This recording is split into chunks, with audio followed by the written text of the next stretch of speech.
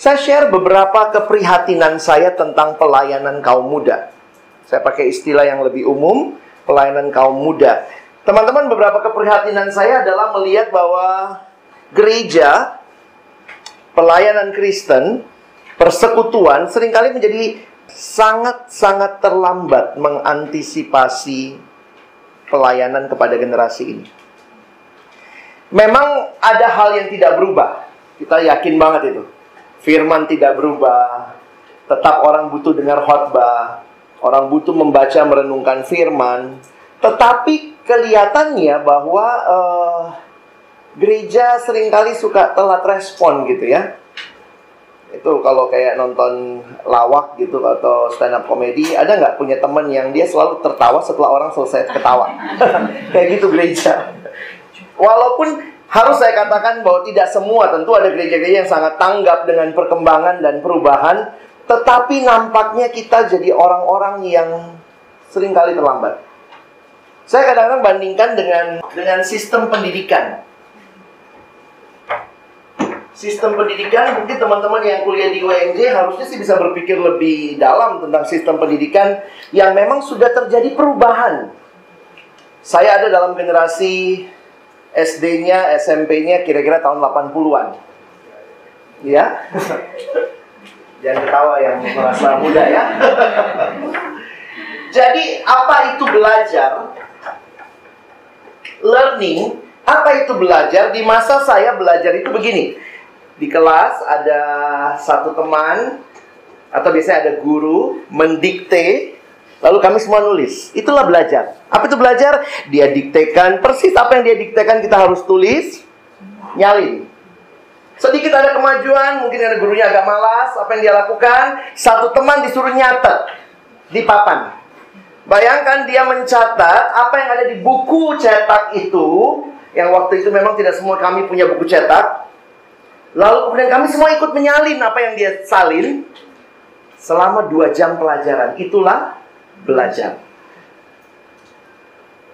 Nah, kalau teman-teman lihat gitu aja udah bete kali ya. Ini sebagian kan usianya ada yang jauh lebih muda gitu ya. Kemudian berkembang, waktu saya mau lulus-lulusan gitu, mulai berkembang sistem LKS.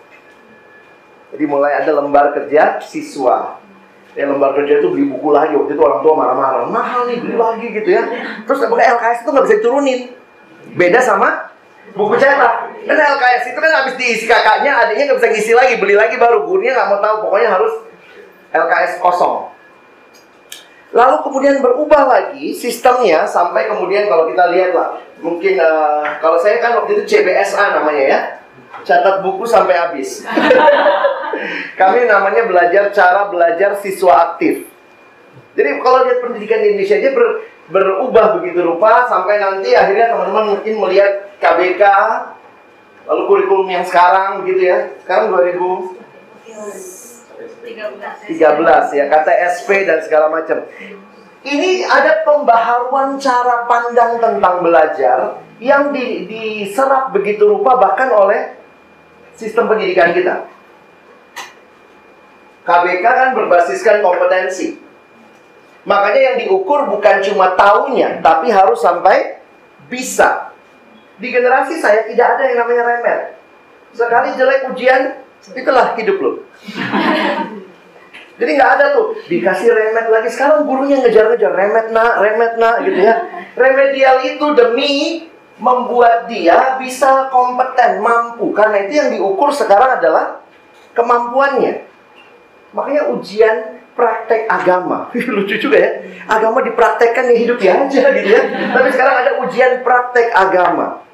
Kadang-kadang anak-anak sekarang disuruh khotbah, disuruh apa. Itulah bagian belajar. Jadi dia akan dapat nilai bukan hanya dari mengisi soal, jawaban, tetapi dari apa yang dia sudah praktekkan. Karena diukur apa yang dia bisa.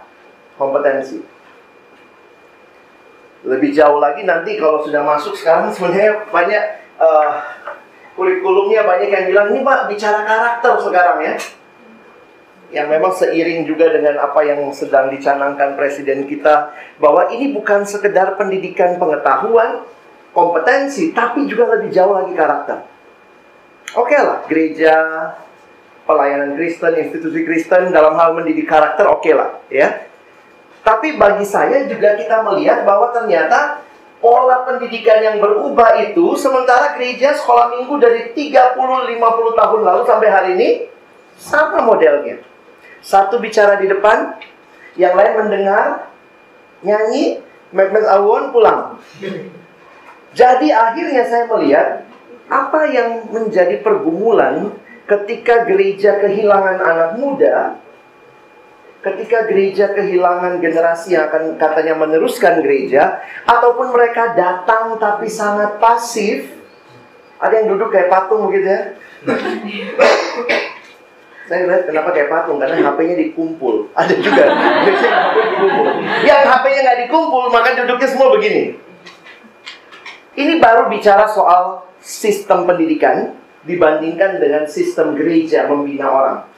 Kita belum bicara sistem yang lain, karena pasti ada pengaruh keluarga di situ, ada pengaruh lingkungan, ada pengaruh perkembangan teknologi. Semua itu akan menjadi pengaruh yang besar.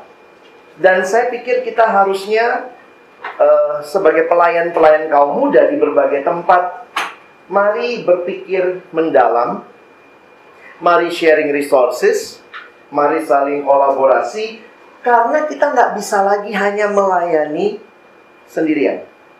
Ini kesempatan untuk kita bisa belajar satu sama lain. Ada begitu banyak sarana belajar, kita saling memanfaatkan apa yang kita punya, kita sharing. Dan juga kita belajar, benar-benar rindu untuk belajar. Karena apa? Saya makin menikmati bahwa pelayanan di generasi ini membuat saya sendiri juga bertumbuh. Kadang-kadang kita suka mikir yang penting anaknya bertumbuh, kitalah sumber segala-galanya. Tapi akhirnya kita jadi berhenti belajar. Dan ini yang saya harap teman-teman miliki sebagai semangat sama-sama ya. Nah, saya mulai dengan ini tersangka pelaku pengeboman Polresta Medan tadi pagi. Usianya berapa? 24 tahun. Rela mati, bom bunuh diri tadi pagi. Katanya satu lari. Jadi kemungkinan mereka 2 orang, satunya lagi dikejar. Saya waktu perhatikan ini, saya jadi mikir gitu ya. Semudah ini mau mati. Sementara kita kayaknya di gereja anak kita emang udah mati kali ya waktu kebaktian gue gitu. Kadang-kadang mikir masih punya ini nggak ya, semangat ya. Tapi kemudian ada satu kutipan yang seperti menyentak saya. Kalimatnya begini: kenapa orang muda meninggalkan gereja? Jangan-jangan gereja tidak memberikan kesempatan mereka berkembang. Kalimatnya dalam bahasa Inggris begini: Millennials are leaving the church not because we ask them too much, but maybe we ask them too little. Remaja di gereja itu hampir selalu jadi second class. Ya, cuma remaja. Ya elah, sekolah minggu gitu ya. Yang paling penting ina ama. Usia indah, opung ya gitu ya. Sedih juga ya melihat bahwa ternyata dalam pelayanan yang segmented, mungkin kita dianggap kurang dewasa, kurang cukup. Dan kalimat ini menyentak saya gitu. Mungkin kita harus ajak remaja kita, ayo bakar dirimu gitu kali ya. The church should ask them hal-hal yang besar. Sementara selama ini mungkin kita hanya menganggap mereka generasi yang lebih banyak nggak bisanya ketimbang bisanya.